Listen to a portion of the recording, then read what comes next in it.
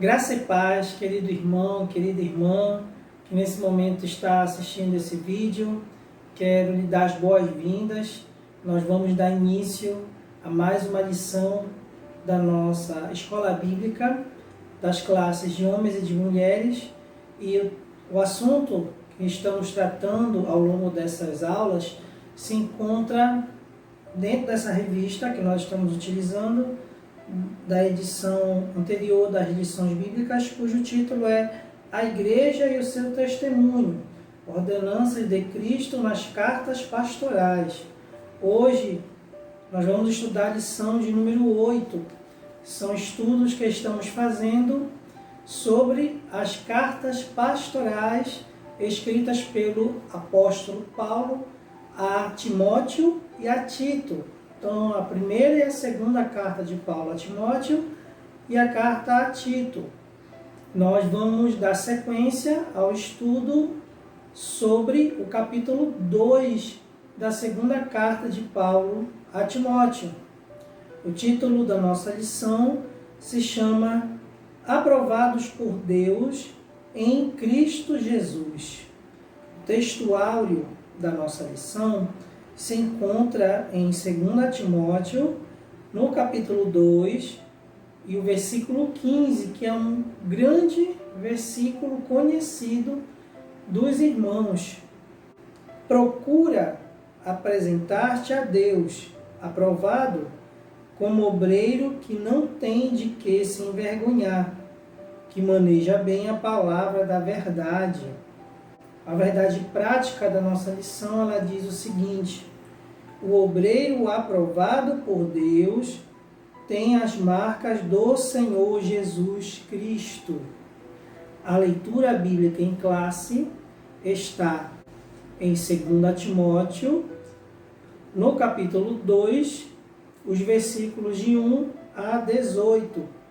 Eu incentivo que os irmãos leiam todo o capítulo 2 da segunda carta de Paulo a Timóteo, para que os irmãos tenham uma compreensão ampla do que nós estamos estudando, porque são sequências de lições. A nossa irmã Alcineia, na aula passada, ela introduziu o capítulo 2, os assuntos no capítulo 2, e hoje nós vamos dar sequência a estas ideias. Antes de nós iniciarmos os comentários, vamos orar, irmãos, e pedir a direção de Deus na nossa aula de hoje. Senhor Deus e Pai que está nos céus, nós estamos aqui, Senhor, reunidos para estudar a Tua Palavra. Senhor, obrigado pela honra, pelo privilégio de aprender a Tua Palavra e de estudar a Tua Palavra. Senhor, nós te rogamos e te pedimos porque reconhecemos que apenas com a nossa lógica humana, com o nosso pensamento humano, nós não temos capacidade de entender os mistérios, as inesgotáveis riquezas da Tua Palavra. Por isso nós te rogamos, purifica nossos corações, limpa nossas mentes, nos dá o entendimento, nos dá a iluminação espiritual, para que ao final desta aula nós tenhamos o conhecimento completo, Senhor, e possamos te bendizer e te adorar na beleza da Tua santidade, em nome de Jesus. Amém.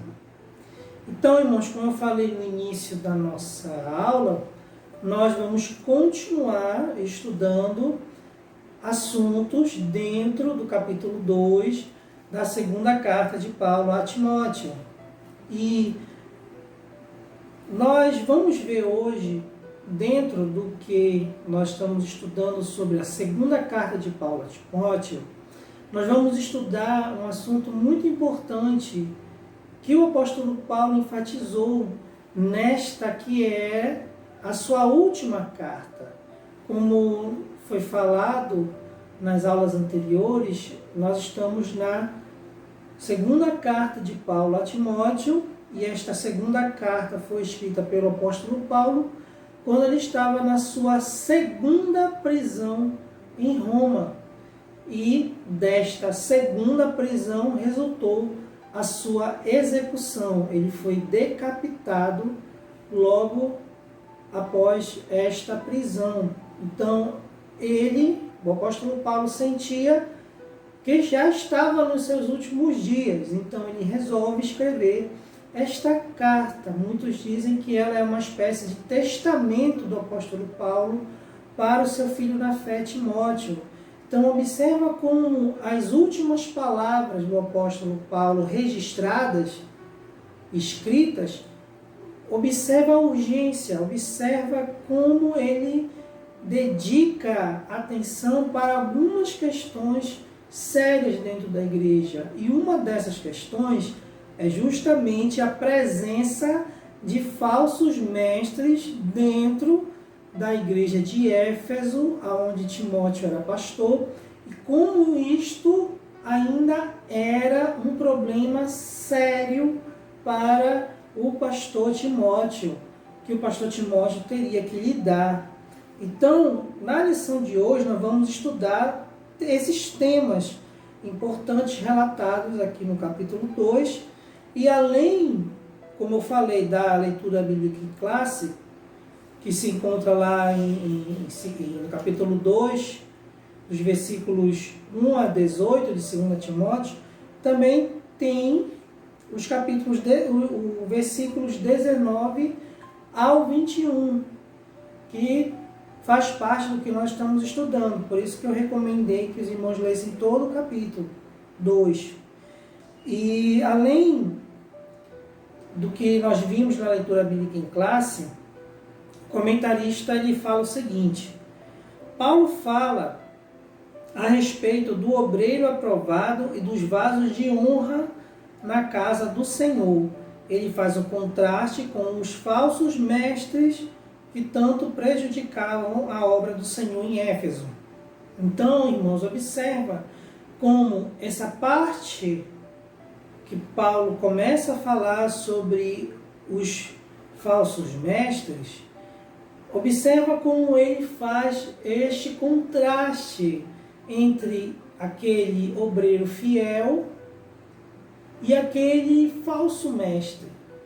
Paulo ele faz um contraste do que é o obreiro que é aprovado por Deus e daquele que é o falso mestre. E ele faz esse contraste justamente para ressaltar as características do obreiro aprovado e as características dos falsos mestres. Observa como Paulo ele tinha uma preocupação enorme com a sã doutrina, com a verdadeira pregação do Evangelho, com os verdadeiros ensinamentos da palavra da verdade, que é o Evangelho de Jesus Cristo. Por isso que nós lemos no nosso textuário: procura apresentar-te a Deus aprovado, um obreiro que não tem do que se envergonhar e que maneja bem a palavra da verdade. Por quê? Porque ter o entendimento correto das Sagradas Escrituras, ter o entendimento correto, você saber, irmão e irmã, o que está escrito na Bíblia é importante tanto para que você se defenda das heresias e das falsas doutrinas, quanto para que você não seja um falso mestre, ensinando coisas que não estão na palavra de Deus. Por isso que Paulo diz: maneja bem.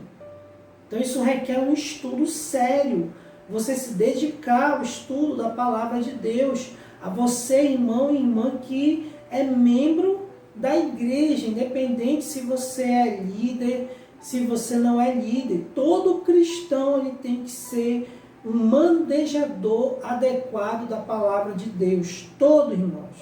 Independente se tem ou não posição de liderança na igreja. É claro que para quem está na liderança, a exigência é maior. Lembra dos nossos estudos falando sobre as características dos diáconos e dos pastores? Pois é, mas todos nós temos essa responsabilidade. Então, diante desse contraste que Paulo faz entre o obreiro aprovado e o falso mestre, vamos ver então quais são algumas características do que Paulo considera como um obreiro aprovado por Deus. Então, o tópico 1 da nossa lição se chama Obreiros Aprovados por Deus. Então, quais são as características destes obreiros aprovados por Deus? Primeiro, eles pregam e ensinam sem engano. Por quê? Porque eles manejam bem a palavra de Deus, eles conhecem a palavra de Deus, eles sabem o que está escrito. Então eles conseguem pregar e ensinar sem engano. Por que pregar e ensinar? Porque são dois instrumentos, são duas ferramentas de transmissão da palavra de Deus. É a pregação, que é o sermão, que a gente chama de prédica, que é aquele momento em que o pastor, ou irmão, ou aquele que tem a palavra está ali pregando o seu sermão perante a igreja, e o ensino, que é o que nós estamos fazendo agora, que é algo mais detalhado, mais concentrado. Então é a pregação e o ensino. Existem outras formas de transmissão da palavra de Deus, mas estes dois são os principais, os que são mais evidentes. Então, o obreiro aprovado, ele prega e ensina. Alguém pode pensar assim, mas irmão, eu não sou professor da escola dominical, eu não dou aula, eu não ensino, eu nunca tive uma oportunidade de pregar. Então, como é que isso funciona? Irmão e irmã, você tem que entender que você é o quê? Você é sal da terra e você é luz do mundo. Se você pegar a sua leitura diária lá na terça-feira, você vai ver que Jesus fala lá em Mateus, no capítulo 5, versículo 13. Vocês são sal da terra. Então, o que isso quer dizer? Olha a capa da nossa revista. Nós estamos estudando. O que tem na capa? É um sal. Por que isso, irmãos? Porque independente se nós ensinamos ou pregamos, independente disso, irmãos, nós somos testemunhas de Jesus Cristo. Nós somos arautos do reino de Deus. Somos embaixadores de Cristo. Então é nossa missão como igreja, como sal da terra, como luz do mundo, pregar a palavra de Deus. Por isso que Jesus fala, ide por todo o mundo e pregai o evangelho a toda criatura. Isso não é uma responsabilidade exclusiva de pastores e de líderes. Todo cristão, irmãos, ele é um mensageiro da palavra, ele é um mensageiro do evangelho. Então ele tem que pregar esta mensagem sem engano. Então, como o comentarista da revista fala aqui, Paulo nunca usou de engano em suas pregações, diferente de alguns falsos mestres de sua época que pregavam e ensinavam com argumentos falsos e logro. Argumentos falsos, que nós chamamos de falácias. O que são falácias? São argumentos falsos. Como assim falsos? São argumentos que se utiliza de fatos e de informações que não são verdadeiras para trazer ensinamentos que também não são verdadeiros, que são falsos. São argumentos, são enganadores. Então, como o comentarista ele diz aqui, é preciso ter muito cuidado com os lobos vestidos de ovelhas que andam a enganar crentes incautos, crentes que, por não estudarem a palavra de Deus, são facilmente enganados por esses falsos mestres. Sob a capa de muitos espirituais, irmão, olha só, acompanha aqui comigo. Você, irmão, você, irmã, entenda uma coisa. Eu vou parar aqui um pouquinho a nossa lição para a gente poder explicar isso aqui. Entenda uma coisa, irmão. Nem tudo que está na igreja é crente. Não se engane, meu irmão. Nem tudo que diz que é cristão é verdadeiramente cristão. Não é porque uma pessoa compartilha um versículo nas suas redes sociais, ou que se diz cristão, ou que se identifica que ela como cristão, que ela é de fato, meu irmão, minha irmã. Não se engane.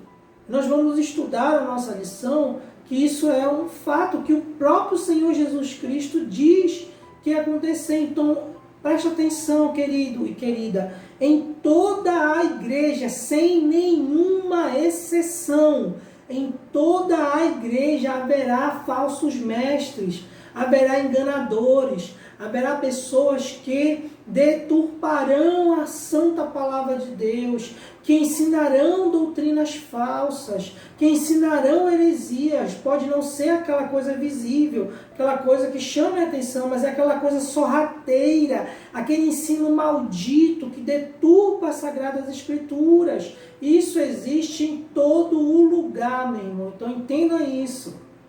Não é porque diz que é cristão, não é porque se veste como cristão, que fala como cristão, que anda como cristão, que realmente nós podemos considerar que seja cristão. Como o próprio Senhor Jesus disse lá no Sermão do Monte, é pelo fruto que se conhece a árvore. Pelos seus frutos o conhecereis. É isso que o nosso Mestre Jesus diz lá no Sermão do Monte. Então nós temos que ter cuidado com esse ensino que é enganoso. Então Paulo exortava a igreja, isso aqui de novo comentário na revista, exortava a igreja através da mensagem do Evangelho, mostrando-lhes as verdades desconhecidas. Para os novos crentes, ele tornou conhecido o mistério de Deus que é Cristo. E esse texto está lá em Colossenses, no capítulo 2, versículo 2, que inclusive eu quero ler aqui rapidamente os outros versículos dessa referência bíblica.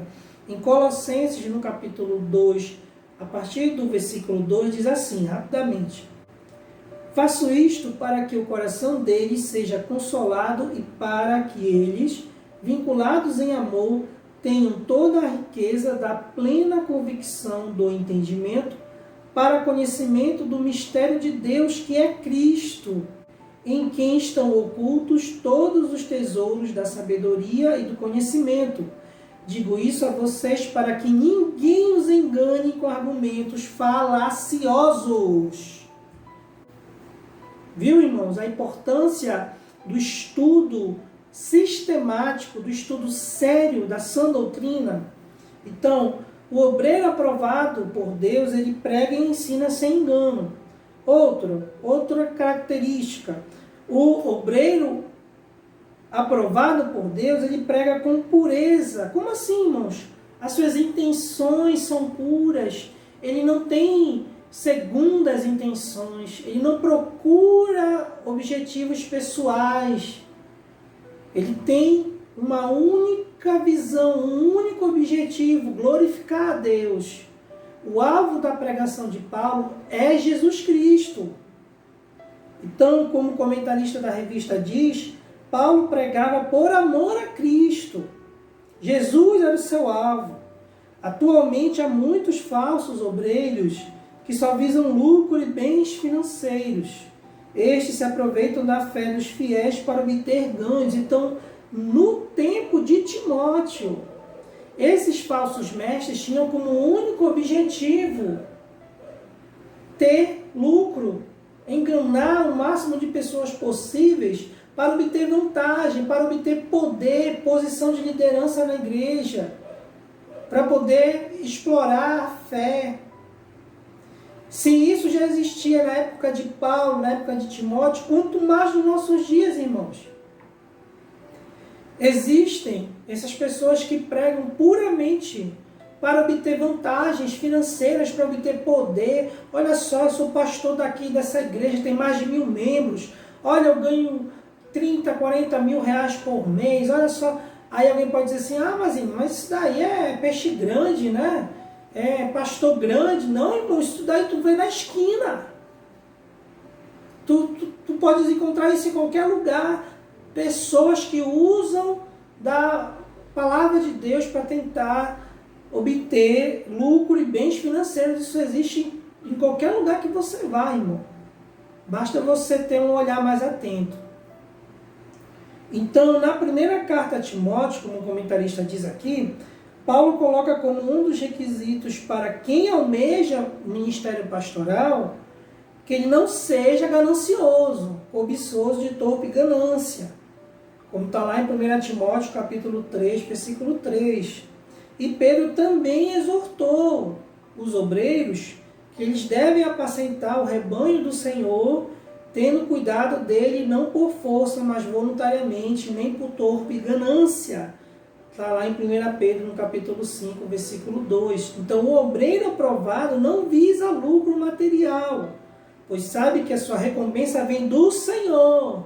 Alguém pode dizer assim, mas aí, irmão, e aquelas igrejas que pagam os seus obreiros? Aí é uma situação diferente, irmãos. Uma coisa é você pagar e sustentar o obreiro.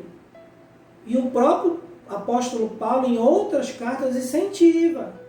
É como ele usou o argumento lá do Antigo Testamento. Não amarra a boca do boi enquanto ele está ali debulhando o campo de trigo.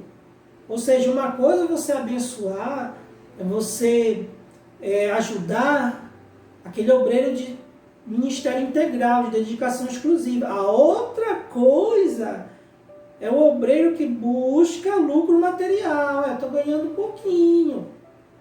Poxa, e aí tira o seu foco de agradar o Senhor, tira o seu objetivo de agradar o Senhor, sabendo que a sua recompensa vem do Senhor, e passa a desenvolver o seu ministério tão somente para obter lucro material.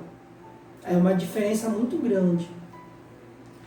Então nós vimos aqui que o obreiro aprovado por Deus, ele ensina sem engano e prega com pureza, ou seja, a sua intenção é de agradar o Senhor e não ele próprio. E aí o apóstolo Paulo fala que dentro da igreja existem estes obreiros aprovados e existem os falsos mestres.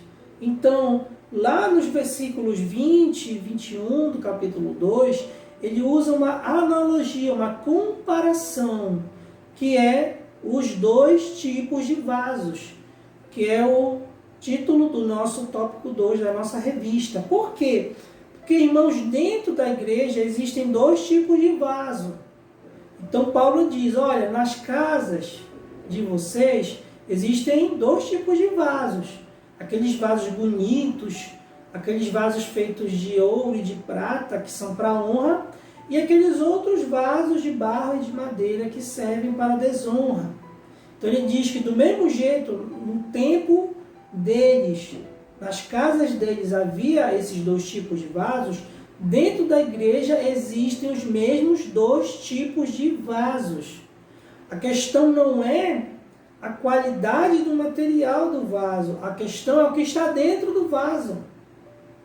Porque como Paulo já usou essa comparação, essa analogia do vaso, lá em Coríntios, na carta dele aos Coríntios, ele diz que nós somos vasos de barro em quem existem esses tesouros.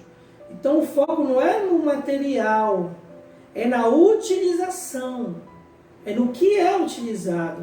Porque dentro daquelas casas havia os vasos que eram para ser admirados, vasos ornamentais, vasos que as pessoas tinham ali para decorar a sua casa, e havia os vasos que eram usados para aquelas funções mais degradantes, mais humilhantes.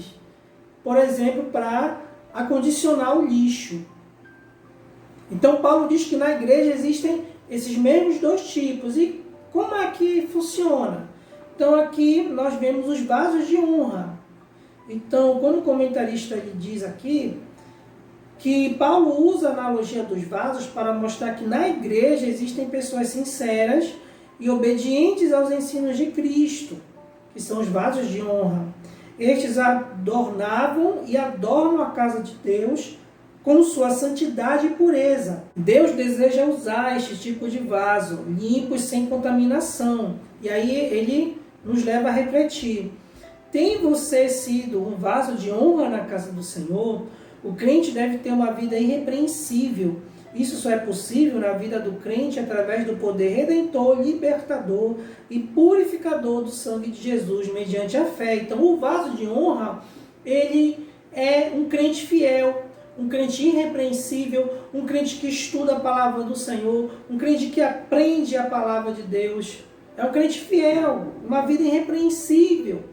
Esse daí, o apóstolo Paulo diz que é vaso de honra, usado pelo Senhor.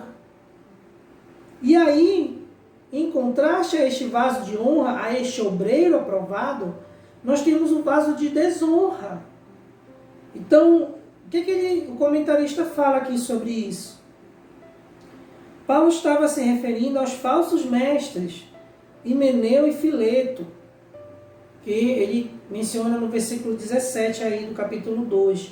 Himeneu também foi mencionado em 1 Timóteo. Podemos igualmente afirmar que são os crentes infiéis, que causam problemas e escândalos na casa do Senhor. Os vasos de honra são o trigo, e os vasos para a desonra são o joio a que se referiu Jesus. E aí o comentarista fala sobre a parábola do joio e do trigo, que está lá em Mateus, no capítulo 13, a partir dos versículos 24 até o 30. É a parábola em si. Agora eu vou ler para vocês a explicação do próprio Jesus sobre a parábola, que está no capítulo 13 de Mateus, a partir do versículo 36. Olha o que Jesus fala. Meu irmão, Jesus, isso aqui é Jesus falando, tá? Olha só, versículo 36, vamos lá. Então, despedindo as multidões, Jesus foi para casa, e aproximando-se dele os seus discípulos, disseram: explique-nos a parábola do joio e do campo. E Jesus respondeu: o que semeia a boa semente é o filho do homem. O campo é o mundo. A boa semente são os filhos do reino. O joio são os filhos do maligno. O inimigo que o semeou é o diabo. A colheita é o fim dos tempos. E os ceifeiros são os anjos. Pois, assim como o joio é colhido e jogado no fogo, assim será no fim dos tempos. O Filho do Homem mandará os seus anjos, que ajuntarão no seu reino todos os que servem de pedra de tropeço e os que praticam o mal, e os lançarão na fornalha acesa. Ali haverá choro e ranger de dentes. Então os justos resplandecerão como o sol no reino de seu Pai. Quem tem ouvidos para ouvir, ouça. São palavras do dono da igreja, irmãos. São palavras do cabeça da igreja. São palavras do noivo, irmãos. Ele mesmo está afirmando que na sua igreja haveria o joio e o trigo. Haveria os crentes fiéis e haveria os crentes infiéis. Haveria os obreiros aprovados e os falsos mestres. Então não existe, irmãos, nenhuma igreja isenta desse joio, desses falsos mestres, desses falsos ensinamentos. E aí, irmão, o que a gente faz? Vamos estudar a Bíblia, vamos buscar a sã doutrina, vamos estudar, irmãos. Porque só assim a gente se defende desses ventos, dessas falsas doutrinas, dessas heresias. A gente só se defende delas estudando, entendendo o que realmente está escrito na palavra de Deus. E aí, diante disso, nós vamos para o nosso tópico 3, que é rejeitando as dissensões e questões loucas. Por quê? Porque como o ensino desses falsos mestres era engano, não levava em consideração a sã doutrina, eles não se preocupavam em ensinar a palavra de Deus, ensinar a palavra da verdade, ensinar o evangelho. Esses falsos mestres se preocupavam com questões pífias, com questões inúteis, com dissensões que não levavam absolutamente nada, meu irmão. Observe uma coisa interessante. Você não vê aqui nas cartas pastorais Paulo dizendo: olha, confronta esses falsos mestres. Olha, vai lá e diz na cara deles. Olha, chega lá com eles e mostra quem é o pastor. Você vê Paulo falando isso? Não. O que Paulo diz? Olha, você tem que ensinar a palavra, ensinar a verdade. Você tem que admoestar os irmãos como pais, como irmãos, como irmãs, como mães. Olha, você tem que ensinar essa doutrina. A abordagem do apóstolo Paulo não era confronto direto com os falsos mestres, era ensinar a verdade para a igreja.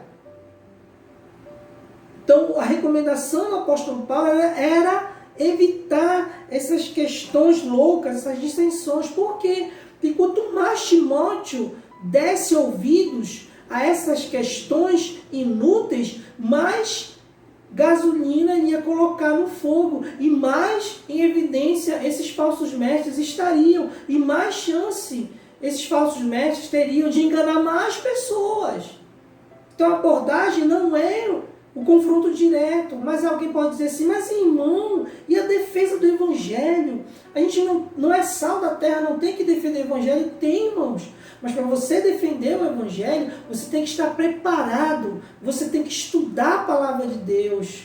Você não tem que ficar se metendo nessas idiotices, dessas discussões inúteis de Facebook, de WhatsApp, de Instagram, do que qualquer rede social que você utiliza. Para de ficar te metendo nessas discussões inúteis. Não adianta, irmão. Se você se mete nisso, você acaba trazendo problema para você. Não é covardia, irmão, é sensatez. Não é covardia, é sensatez. Por quê, irmão? Porque são discussões que não levam a nada, irmãos. Não levam a lugar nenhum, são discussões inúteis. Uma coisa é você sentar e debater. Alguém uma vez me perguntou, mas, irmão, por que você não se mete? Por que você não entra? Porque, irmão, eu sigo o que o apóstolo Paulo ensinou para Timóteo. Eu não vou perder tempo com debate inútil. Vou ficar discutindo besteira nas redes sociais, perdendo meu tempo com essas questões inúteis. Não vou, irmão. Não vou perder tempo com isso. Então aqui o comentarista da revista ele diz assim, o que é as questões loucas? Eram as questões levantadas pelos falsos mestres que traziam confusão e não edificavam ninguém. Então o objetivo dos falsos mestres naquela época não era ensinar a verdade, não era ensinar a palavra, era ficar entrando em discussão inúteis. Nós estudamos logo nas primeiras aulas que o conteúdo que esses falsos mestres ensinavam envolvia a questão do gnosticismo, a questão judaizante, de ensinar genealogias e fábulas. Então era em cima dessas coisas que eles perdiam tempo, eles não se preocupavam em ensinar a verdade. Então o obreiro deve rejeitar questionamentos que não edificam, irmão. Que não levam a lugar nenhum, discussão inútil. Atualmente, muitos estão levantando indagações que em nada vai edificar a fé dos irmãos. Outros ainda estão cometendo o terrível pecado de adicionar, subtrair e modificar parte das Escrituras. Irmão, pelo amor de Deus, se nutre com a verdadeira sã doutrina, estude a palavra de Deus. Assista a escola dominical, ouça as mensagens da igreja. Para com esse teu negócio de ficar procurando pregador de YouTube. Para com essa história de ficar procurando mensagem de YouTube que não edifica nada, não edifica ninguém, meu irmão. Para com esse negócio. Para com isso de ficar atrás de pregação que não tem fundamento nenhum, que só ensina o que não presta, que deturpa a palavra de Deus.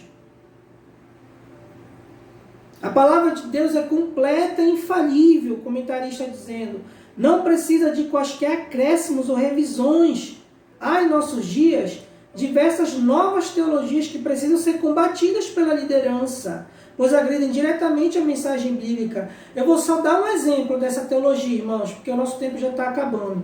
Essa teologia maldita progressista, essa teologia que tenta minimizar a palavra de Deus, que tenta dizer que não é bem por aí. Olha, é possível você ser cristão e defender o aborto. Olha, é possível você ser cristão e defender o homossexualismo. Olha, é possível você ser cristão e defender a ideologia de gênero. Olha, é possível, eu sou cristão, mas eu defendo o homossexualismo. Olha, eu sou cristão e eu acredito que o aborto ele deve ser praticado. Olha só, que raio de cristão é esse?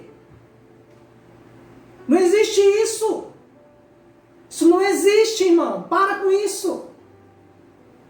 Se você é cristão e defende aborto, se você é cristão e defende homossexualismo, para com esse teu negócio, deixa de ser cristão.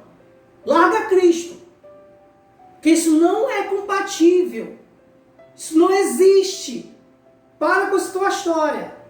Se tu te diz cristão e defende aborto, defende homossexualismo, defende ideologia de gênero, defende toda essa porcaria que o mundo ensina, larga a tua Bíblia e cai fora da igreja. Cai fora, que você não é crente. E aí o comentarista ele fala de não entrar em contendas. E aí ele faz a referência aqui no versículo 24 do capítulo 2. E ao servo do Senhor não convém contender, mas sim ser manso para com todos e apto para ensinar. Sofredor. Paulo exorta Timóteo a fim de que ele não contendesse com os falsos mestres. Pois brigas e discussões são obra da carne e envergonha a igreja do Senhor. Uma pessoa espiritualmente cega não pode ser convencida dos seus erros pela força. Nós pregamos e ensinamos, mas só o Espírito Santo pode convencê-la dos seus erros. Então para com essa tua história de ficar caçando discussão teológica nas redes sociais. Para com essa história de entrar em contenda. Isso é obra da carne, isso não edifica em nada. E aí na conclusão da nossa lição diz que a administração das igrejas, dentro da igreja surgem conflitos de ordem espiritual e doutrinária. E sempre vai existir, irmãos, esses conflitos. Por isso os líderes e todo cristão, eu acrescento, todo cristão precisa de preparo bíblico e teológico. Como obreiro aprovado, devem conduzir o rebanho do Senhor. Que você seja esse vaso de honra na casa de Deus. Irmãos, que Deus te abençoe. Que essa aula tenha sido de grande proveito e crescimento espiritual para você. E que você nunca deixe de buscar a santa palavra do Senhor. Que Deus te abençoe em nome de Jesus. Amém.